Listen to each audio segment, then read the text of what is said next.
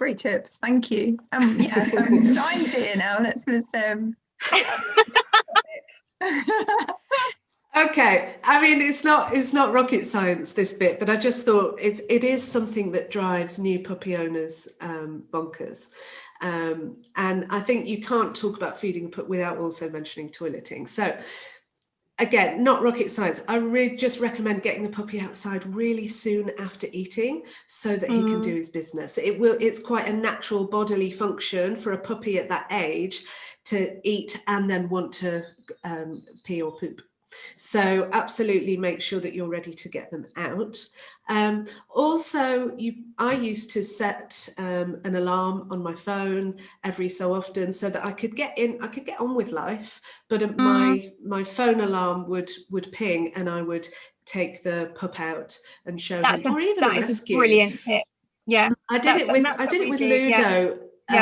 When he was, what was he, 6-7 months when he got to us, and I even did that with him because they still are really uncertain about where they should go, where we want them to go, where they feel comfortable and safe going.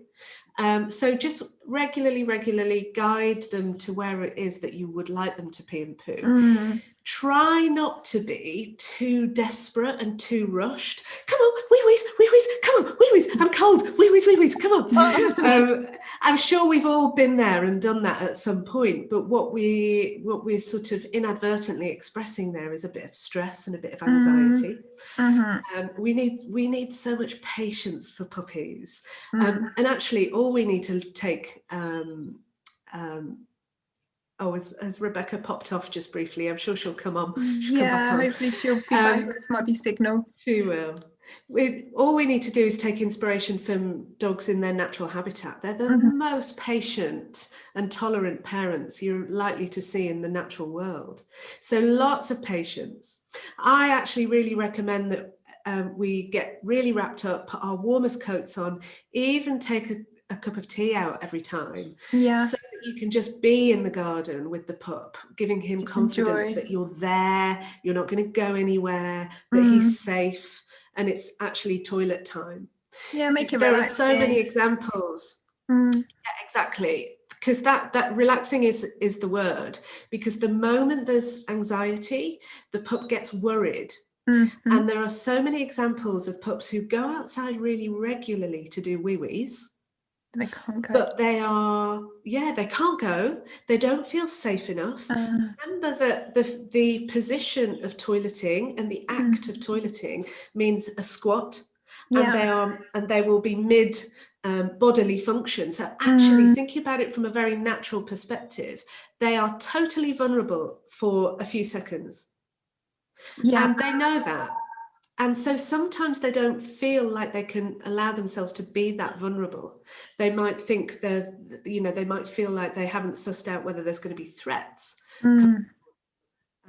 So what happens really, really often is that the pup, even though he gets regular time to go outside, he'll hold it. The moment he steps over the threshold, he does it on the mat. Oh, I see. Does everything on the kitchen floor.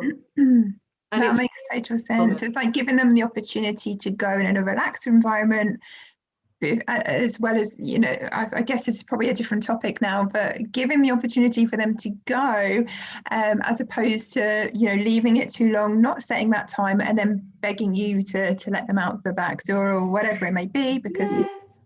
and they'll get into, if you'll start your own rhythm with your own dog, you'll notice their body language when they, he needs to go to the toilet, fine, get out there. But it's that fact about trying to keep it nice and relaxed. Let's not get stressed about it. And go on, Lucy. I was just going to say, so you mentioned accidents in the house. If they do come back in and for whatever reason they've had an accident in the house, what would you recommend in that instance? So the first thing is take a breath and ignore it. You know, Okay.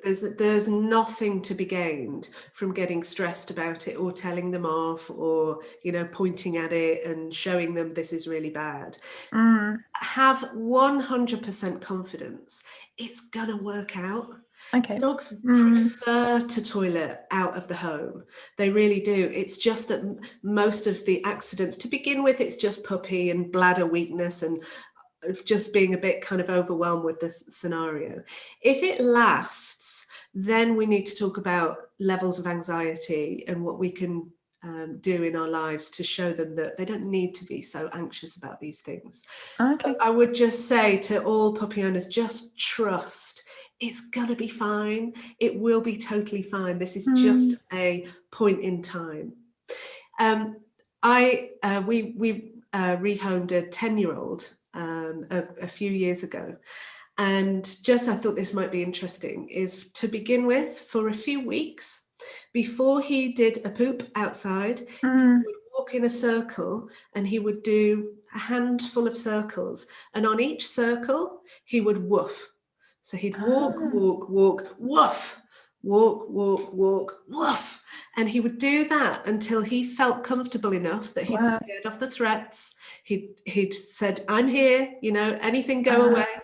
Because they can feel quite vulnerable, can't they? When in the wild, they'd kind of have safety in numbers, I guess. But I've noticed exactly like to feel relaxed. So if you're there with them, that you're keeping your eyes and ears out so they can, you know, because they'll feel quite vulnerable.